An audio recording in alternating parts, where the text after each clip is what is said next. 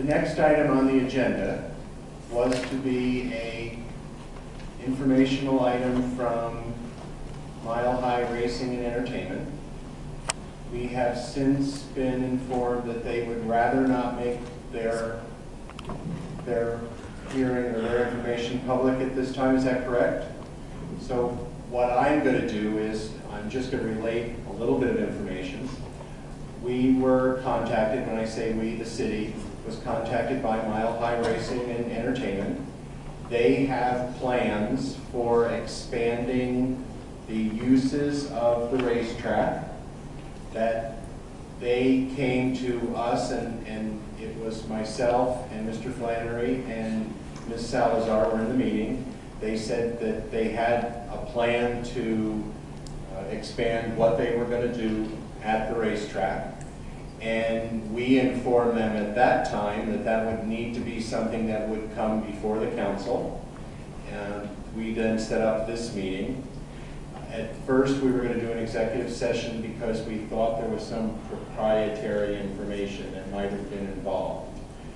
Being that there's not another racetrack in the city that may do an equal item, we decided that that was not in fact true, so that it was right to do effective.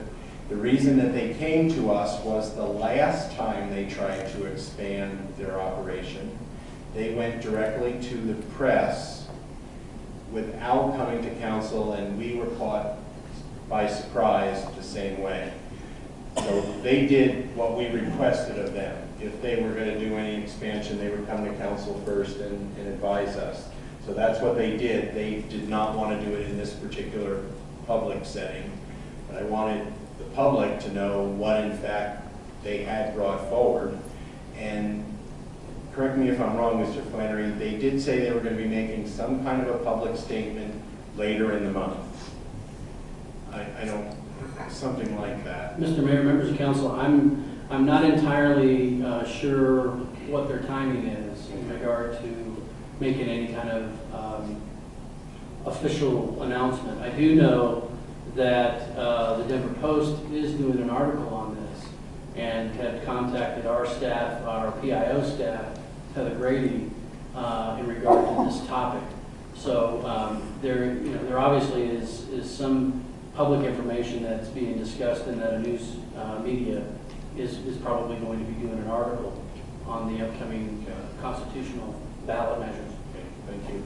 And again, this is being related to you all now because when this council began sitting back in April, we had made a collective decision that there would no longer be any of these backroom deals. That whatever information came in, as long as it wasn't proprietary and in a legal setting, that we would make whatever information came forward public, and that's what we've now done. Mr. Ojo.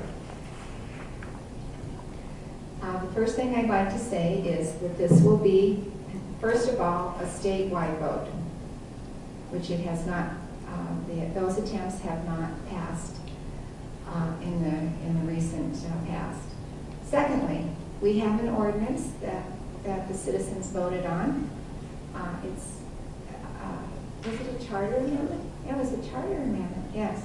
That any additional gaming at Wembley, Mile High, whatever they are, would have to go to a vote of this town. Now, I'm just saying up front, I don't know all the things that they are proposing, but any additional gaming in Commerce City, across the street from Central Elementary School and 2 other schools, I am absolutely in opposition of. Any other comments at this time? This will be something that may or may not come forward to the council. It was strictly an informational item to us, and wanted to make sure that everybody knew that everything that was passed to us has been passed to you.